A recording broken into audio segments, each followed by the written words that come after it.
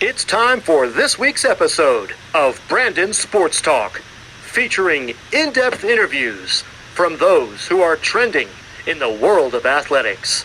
And now, here's the host of Brandon Sports Talk, Brandon Pate.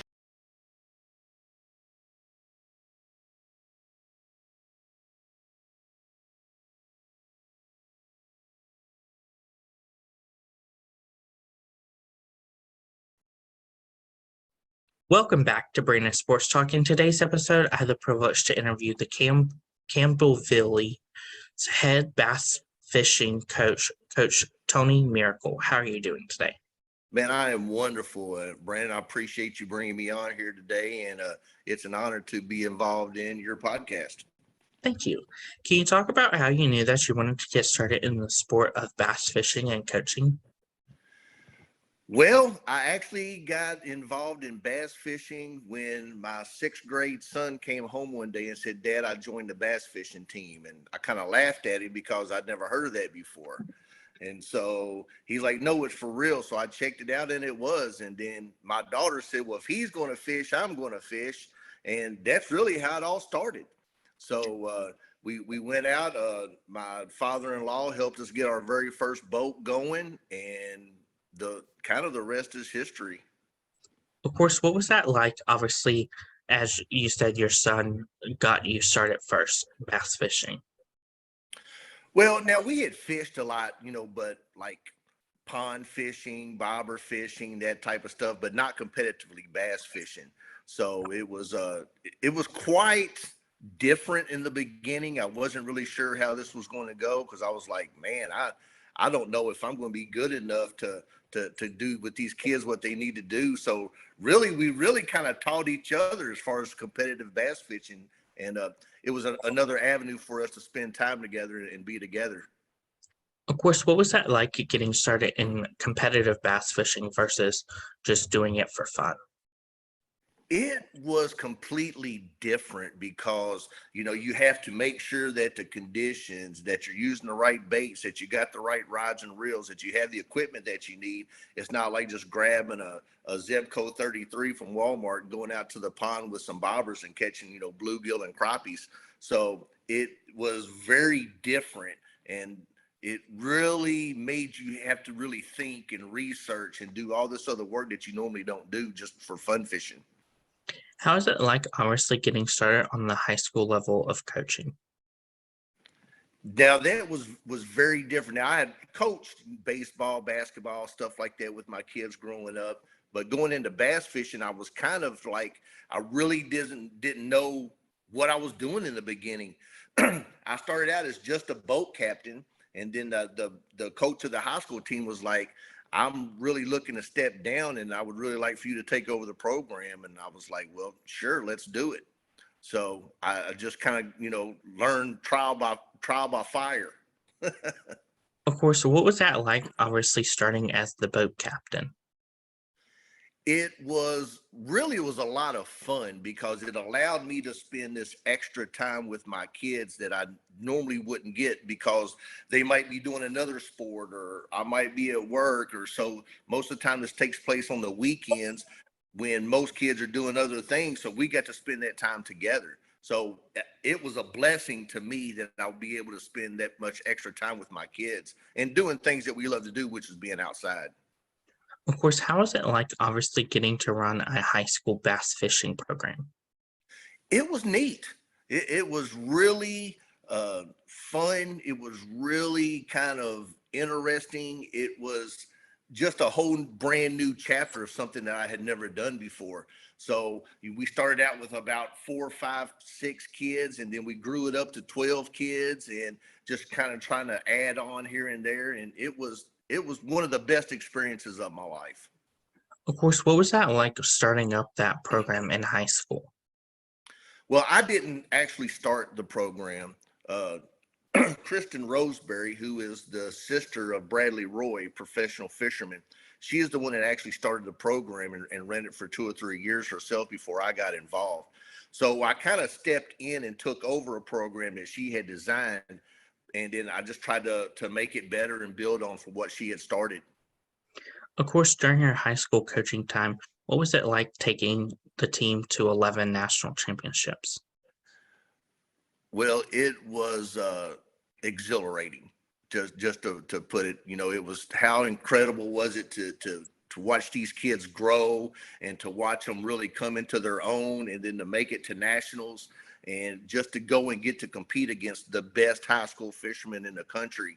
And it really says a lot for the kids and all the work that they put into it to get to those. They're the ones that's out there on the boat, and obviously with the boat captains that helped them. I was just I like to say that I was kind of a beans and bullets guy. I got to make sure that they had the equipment and the things that they needed to be successful, and we just kind of went from there. There was a lot of fundraising involved. There was a lot of parent work involved. Well, and I had an incredible group of parents with these kids that were just ready to jump in at a moment's notice and help with anything that needed to be done. So it was really a team effort. I can't take credit for what the kids and the parents in high school did. So I guess that, that's it. It's just a team. It was all around. Everybody pitched in. What were some of your biggest accomplishments besides taking 11 boats to nationals? Oh, we had the Kentucky Bass Nation tournament. We won that. Will and Clay Oberman, they won that tournament. They also finished in third place in the Kentucky High School State Championship. So, I mean, it was just a whole lot of other little things mixed in that really, excelled us to the next level.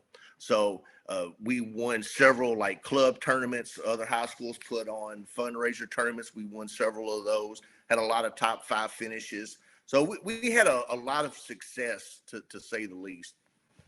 Of course, for my listeners that don't know, what is competitive bass fishing? Competitive bass fishing is, on the high school and college level, it's two anglers in a boat, and they are fishing for the 5 biggest fish that they can possibly get, and whatever team has the most weight out of those 5 fish win. And that's pretty it in a nutshell. Of course, what was it like making that transition from high school bass fishing to now going on the college level of bass fishing? It was really a smooth transition, I have to say. Now, don't get me wrong. The time and the effort that you got to put in is triple or quadruple that of running a high school program, because now I have 33 kids on my team that I deal with, and their lives and their school and their problems become my problems. And it's kind of like I've extended my fatherhood into 30 other kids. And so, and I love it. It has just been the biggest blessing in my life to be where I'm at right now, working with these young men and women. Of course, how was it like, obviously coming from the high school level to getting first started on the being an assistant coach for Campbellsville? It was, first of all, it was an honor to even be chosen to have a chance to be the coach at Campbellsville. I think they interviewed 7 other people for the job. I had a very successful high school program. I had sent several kids to the college level to compete from my high school program. And the head coach of Campbellsville, Pete Hedgepath, at the time, the team was growing and growing and growing. So, he was traveling all the time and needed some help. And he called me on the phone one day and said, "Hey, would you be interested in interviewing to become my assistant coach and possibly later taking over as head coach?" And I said, "Well, obviously I need to talk to my wife and talk to my family, because there would be a big move involved, but I'm absolutely on board. I love it. Let's do it." So, so I was very excited about it. And really, it was a no-brainer. My wife is a school teacher. It was easy for her to transition. She's a math and science teacher in middle school, so it was easy for her to transition into another school to get another job. And obviously, without her, I would not be here right now. That is to say the least. But it has been one of the biggest blessings of my life. What were some of your accomplishments on the assistant coach level? I'd say my biggest accomplishment was bringing the kids together on a different level of me getting to really get to know them and to build the relationships with them. It helped me to see their paths and for them to see my path, so we can become more of a family atmosphere and more of a togetherness with a team that wants to win together, help each other out, become more close knit, and to just push us to the next level. How was it like when you got promoted to become the head coach for the Bass and Fish program? Well, at first it was a shock because they had told me it would probably be a couple of years. I'd be the assistant coach, and then I'd, transition into the head coach. And things just kind of accelerated and took off. And it kind of like a duck to water, I guess, the university and my boss, Pete, who is now the director of fishing, saw and trusted me to take over this program that he essentially built from the ground up.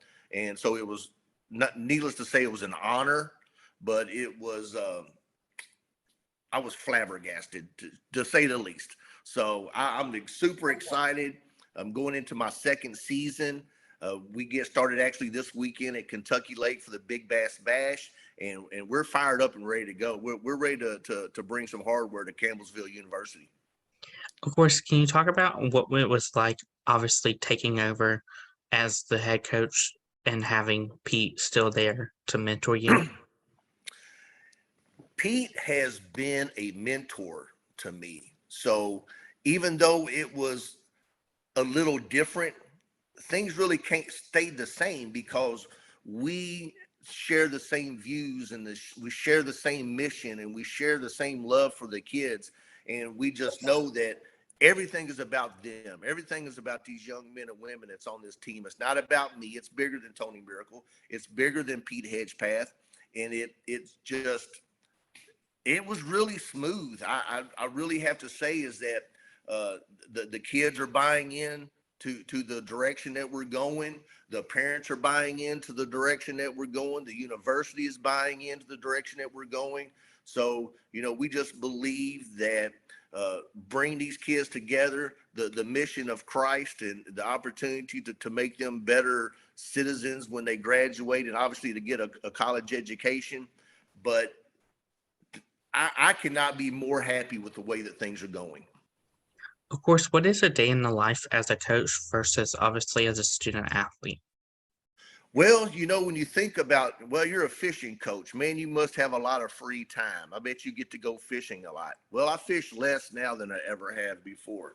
A day in my life starts early in the morning. I've got phone calls, meetings. We're setting up with to travel to tournaments. We're getting hotels booked. We're getting trucks because we have 9 wrap trucks that the university has helped us to purchase. So we have a fleet of trucks. We get them wrapped. We keep them serviced.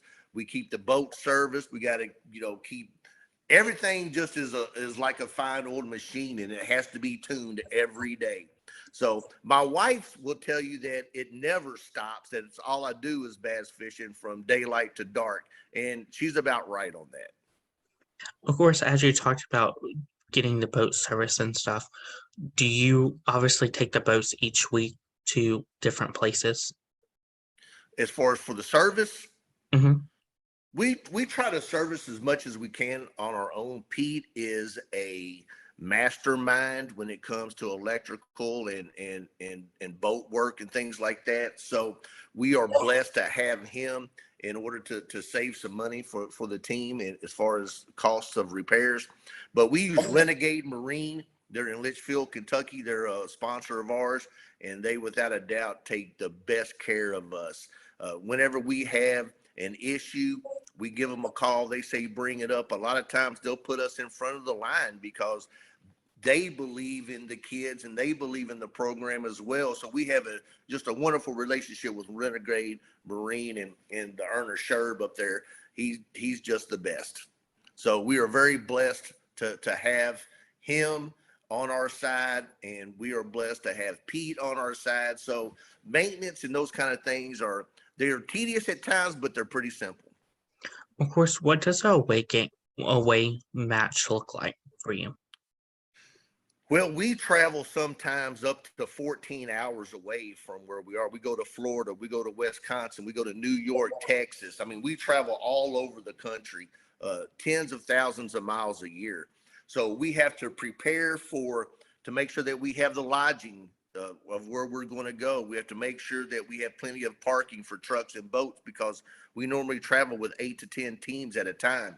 So we have to make sure that the logistics are straightened out.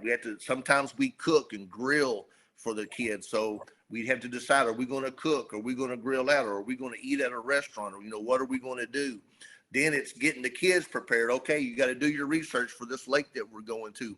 Get your equipment together. Get your baits ready. Make sure that your boat is running good, that your trailer tires are aired up, that that everything is ready to go. All of a sudden, I got to make sure that the oil's been changed, that they're tuned up, they're ready to go, they're clean and shiny and ready to travel. So it seems like it's kind of a simple process, but there are a lot of pieces to that puzzle to put together before we travel. Of course, what is it like obviously bringing the boats to away games with you? It's pretty simple. We're not the traditional team where we get on a bus and we travel. We pull our boats ourselves. And like I mentioned before, we have 9 wrap trucks and we're working on getting number 10 right now.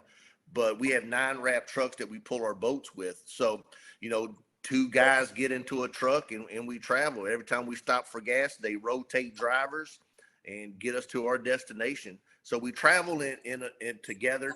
Me being the coach, I always travel with the team. The team does not travel without me, and I'm always the last truck. So if anybody was to break down or have an issue, then nobody gets left behind. Of course, who are some of the teams that you face each week in your conference? Well, obviously, we fish against the best college anglers there are, and I'm a firm believer that if you took the top 25% of college anglers right now, that they could go straight to the professional level and give those guys a run for their money. But we compete against Carson Newman University, Auburn University, Drury University, McKendree, Adrian. I mean, the list goes on and on. There's a great team out of Louisiana. Shreveport, LSU Shreveport down in Louisiana with Coach Charles down there. And it's just, man, every time you turn around, there is great teams being formed and they're getting better every year. Of course, what is that like competing against Division I schools like Auburn and then also competing against Division II schools like Drury? The nice thing about bass fishing is it doesn't matter if you're D1, D2, D3, junior college, community college, they all fish. And the skill level of these college anglers will absolutely blow your mind. So it doesn't matter how nice or how expensive your boat is. It doesn't matter how nice or expensive your truck is, your rods and reels. None of that matters. It matters who can catch the fish. So, you take that into consideration, and it's a grind. It's head-to-head competition every single time that we go to fish, and that you're going to be fishing against the best of the best. What does the recruitment process look like for those prospective student athletes looking to come to bass fishing? For the recruits or for me looking at recruits? For the recruits first. The recruits, they need to be making sure that they know how to pull a boat with their truck down the highway. A lot of these kids that are wanting to come to college, they always had a boat captain. Sometimes it's their parents, and they probably do most of the driving of the boats and driving of the trucks. So these kids need to make sure that they're proficient in driving a boat on the water in different kinds of conditions, and pulling a boat down the highway, on the interstate, on the back roads, things like that. And kids need to make sure that they've got good grades. I don't recruit kids that do not excel in the classroom. So it's not just about fishing, it's about getting that education as well. Of course, what do you look at in those prospective student athletes when going to visit them? I look for their drive. I like to talk to them and hear them talk. I don't so much want to hear the parents talk or their coaches talk. I want to talk to the kids themselves. I want to hear what they had to say, and I want to see how they might break down a lake, or what their favorite bait is, or, what's their best aspect to them, what's their worst aspect to them. I want to get to know them, because I'm not, I want the best fishermen out there, don't get me wrong, but I want the best kids. That's what I really look for. What does the official visit look like for those prospective student athletes looking to come to Campbell?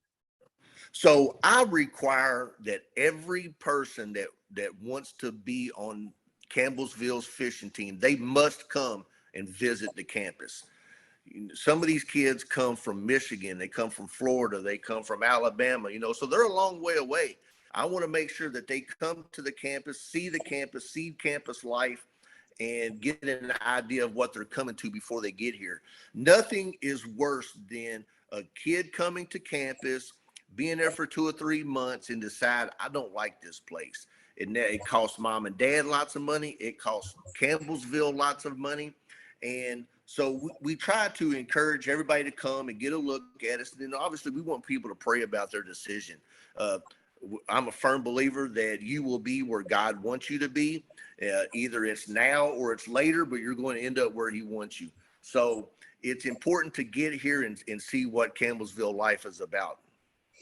Of course, when these recruits come on the official visit, what does that process look like? And do you take them on the lake to see what they would be experiencing?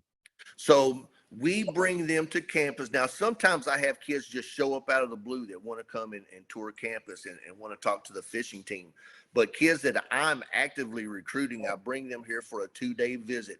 They do go out on the water with my graduate assistant, and they go fishing, and it gets them a time to kind of settle themselves down. It gives them a time to relax, and then we get to see what their skills are like out on the water. Now, then the next day they'll come and actually do the campus tour. They'll get to see, Chick-fil-A and Papa John's Pizza, the Tigerville Grill. They get to see where the chapel is. They get to see all their classes. They get to see where enrollment, football fields, and football stadium. We just give them a complete tour of the entire campus. And then after their tour, we'll sit down again as the coaching staff and talk with the kids and their parents about Campbellsville. Of course, what is that like, obviously, as a head coach, seeing them on the lake and feeling at home on that lake? Well, it's the best feeling in the world. That's what I want the most. Is I want these kids to come to Campbellsville and it be their home away from home. Me and my wife, we open our door to all of our kids that's on the team. They can come out to my house if they need a quiet place to study. They need to just get away from life for a minute. They need a good home cooked meal. They just want to just watch some football on TV. So, it is a family atmosphere, and that's what prides me the most. Is I love it when the kids come and they're comfortable, they feel good, they're relaxed, they're doing great in school. That's the best case scenario for me. Of course, what are some of your future plans for the program? Well, obviously, future plan, we want to win a national championship, Brandon. So, that's first and foremost. Always, if God is his plan and it's in his decision that we're going to do that, then obviously that we will. But we want to win, obviously, but we also want to be great people. We want to be great citizens, that when they walk across that stage and get their diploma at the end of their 4 years, that they have all the tools and things necessary to go out into the world and be successful. So that's the biggest plan. We call it our mission.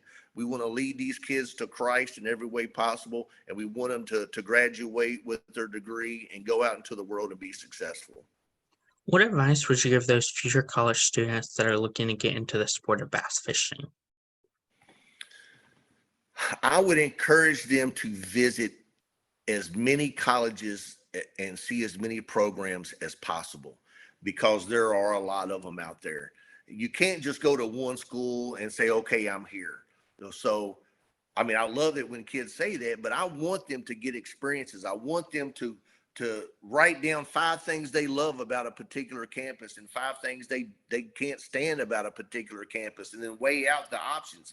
I want these kids to have all of the necessary information that they can get to make a quality decision on where they're going to spend their future in college. So I encourage them to get out there, see a lot of programs, see a lot of campuses, talk to coaches, and most of all, talk to the kids that are on the team. They will talk to each other and really let you know the insight on what's going on inside the program. Of course, what advice would you give those people that are looking to go into professional bass fishing? Save your money because it's expensive. That's the biggest thing. You got to work hard. You got to be on the water 3-4 times a week. Make sure that your skills are honed and sharpened, because the professional series is extremely tough, and there's a lot of great anglers out there right now on the pro circuit. What advice would you give people that are looking to get into college bass fishing like you did? Do your homework. Do your homework. Get on the websites of these universities. Research each college. See what you like, what you don't like. You really got to put the time in order to be the place that you need to be. And the most important is that you got to pray about it.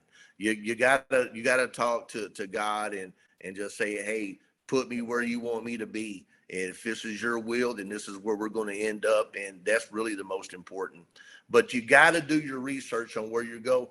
And you got to make good grades in high school. You can't let your studies fall to the wayside. College is not high school. You have to work on college every single day. You can't just wait till Friday, throw in a couple of hours, get all your work done, and then go fishing for the weekend and then expect to come back and do the same thing on Monday.